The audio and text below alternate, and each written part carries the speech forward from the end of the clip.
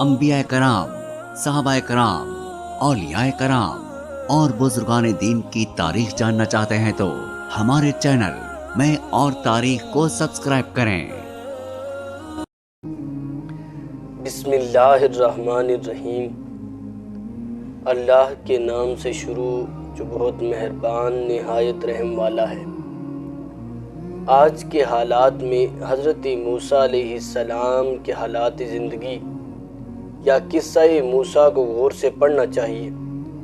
اس وقت تک ملک میں وہی حالات ہیں جو حالات بنی اسرائیل کے زمانے میں تھے۔ قرآن مجید میں سب سے زیادہ ذکر حضرت موسیٰ علیہ السلام کا ہے۔ اس سے یہ ظاہر ہوتا ہے کہ بنی اسرائیل جیسے حالات دنیا میں بار بار پیدا ہوں گے اور ہر فرعون موسیٰ است کی بات بھی سامنے آئے گی۔ خود قرآن مجید نے قصہ فرعون و موسیٰ بیان کرنے کی جو غرض و غایت اور اہمیت بتائی ہے وہ اس کے اپنے الفاظ میں یہ ہے: طاسین میم، یہ کتاب مبین کی آیات ہیں، ہم موسیٰ اور فرعون کا کچھ حال ٹھیک ٹھیک تمہیں سناتے ہیں، ایسے لوگوں کے فائدے کے لیے جو ایمان لائیں۔ جن حالات میں موسیٰ علیہ السلام کی پیدائش باسعادت ہوئی وہ قرآن کے مطابق یہ ہیں۔ واقعہ یہ ہے کہ فرعون نے زمین میں سرکشی کی، اس کے باشندوں کو گروہوں میں تقسیم کر دیا۔ ان میں سے ایک گروہ کو ذلیل کرتا تھا، اس کے لڑکوں کو قتل کرتا، اس کی لڑکیوں کو جیتا رہنے دیتا۔ فی الواقع وہ مفسد لوگوں میں سے تھا۔ یاد کر وہ وقت جب ہم نے تم کو فرعونیوں کی غلامی سے نجات بخشی، انہوں نے تمہیں سخت عذاب میں مبتلا کر رکھا تھا، تمہارے لڑکوں کو ذبح کرتے تھے اور تمہاری لڑکیوں کو زندہ رہنے دیتے تھے، اور اس حالت میں تمہارے رب کی طرف سے تمہاری آزمائش تھی۔ فرعون کی یہ دارو گیری اتنی سخت تھی کہ اس سے نجات کو حضرت خود موسیٰ علیہ السلام نے اللہ تعالیٰ کا انعام قرار دیا ہے۔ یاد کرو جب موسیٰ نے اپنی قوم سے کہا، اللہ کے اس احسان کو یاد رکھو جو اس نے تم پر کیا ہے، اس نے تم کو فرعون والوں سے چھڑا دیا جو تم کو سخت تکلیفیں دیتے تھے، تمہارے لڑکوں کو قتل کر ڈالتے تھے اور تمہاری عورتوں کو زندہ بچا رکھتے تھے۔ اس میں تمہارے رب کی طرف سے بڑی آزمائش تھی۔ اور اللہ تعالیٰ فرماتا ہے، وہ وقت یاد کرو جب ہم نے فرعون والوں سے تمہیں نجات دی، جن کا حال یہ تھا کہ تمہیں سخت عذاب میں مبتلا رکھتے تھے، تمہارے بیٹوں کو قتل کرتے اور تمہاری عورتوں کو زندہ رہنے دیتے تھے، اور اس میں تمہارے رب کی طرف سے بڑی آزمائش تھی۔ ایسے جاسوسی ماحول میں جہاں ایک زبردست اور ظالم اکثریت چاروں طرف موجود ہو اور ایک مجبور و لاچار اقلیت کے ایک گھر کی خبر رکھتی ہو، یہ کیسے ممکن تھا کہ کسی بچے کی ولادت زیادہ عرصے تک چھپی رہے؟ چنانچہ اللہ تعالیٰ نے پیدائش کے وقت ہی موسیٰ علیہ السلام کی والدہ کو اس خطرے سے نہ صرف آگاہ فرما دیا بلکہ اس کے بچنے کی تدبیر بھی بتا دی۔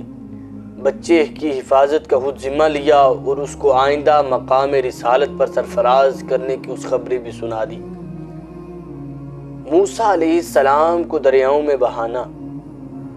ارشاد ہوا، ہم نے موسیٰ کی ماں کو اشارہ کیا کہ اس کو دودھ پلا، پھر جب تجھے اس کی جان کا خطرہ ہو تو اسے دریا میں ڈال دے، اور کچھ خوف اور غم نہ کر، ہم اسے تیرے ہی پاس واپس لے آئیں گے، اس کو پیغمبروں میں شامل کریں گے۔ اے موسیٰ، ہم نے پھر ایک مرتبہ تجھ پر احسان کیا، یاد کر وہ وقت جب کہ ہم نے تیری ماں کو اشارہ کیا، ایسا اشارہ جو وحی کے ذریعے ہی کیا جاتا ہے کہ اس کے بچے کو صندوق میں رکھ اور صندوق کو دریا میں چھوڑ دے، دریا اسے ساحل پر پھینک دے گا اور اسے میرا دشمن اس بچے کا دشمن اٹھا لے گا۔ میں نے اپنی طرف سے تجھ پر محبت طاری کر دی اور ایسا انتظام کیا کہ تو میری نگرانی میں پالا جائے۔ یاد کر جب کہ تیری بہن چل رہی تھی، پھر جا کر کہتی ہے، میں تمہیں اس کا پتہ دوں جو اس بچے کی پرورش اچھی طرح کرے۔ اس طرح ہم نے تجھے پھر تیری ماں کے پاس پہنچا دیا تاکہ اس کی آنکھ ٹھنڈی رہے اور وہ رنجیدہ نہ ہو۔ موسیٰ علیہ السلام کی والدہ کی حالت ادھر اللہ تعالیٰ موسیٰ علیہ السلام کی حفاظت، پرورش اور انہیں بام عروج پر پہنچانے کا انتظام فرما رہا تھا۔ ادھر موسیٰ علیہ السلام کی والدہ کا حال برا ہو رہا تھا۔ اس کی ممتا اسے ایک لمحے کے لیے بھی چین سے نہ بیٹھنے دے گی، اور ہوا بھی یوں ہی۔